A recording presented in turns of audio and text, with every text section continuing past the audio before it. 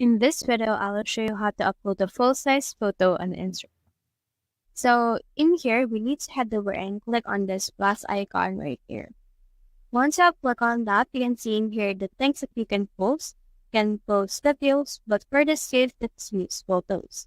So as you can see right here, we have in here this cup of coffee right here. So as you can see, this is actually cropped with its square. So in here, you can click on this icon right here, which is this enlarge icon. And then once you have done that, you should be able to actually post this full-size photo that you have on this.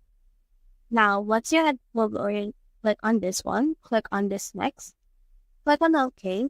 And then in here, you can pick in here some filters that you can use. So once you have head over and pick your filter, head over and click on this box right here. And then here you can write a caption or anything and then head over and share it. So that's the whole process. If you have found this video helpful, simply leave like, subscribe, because helps reach more people. See you soon.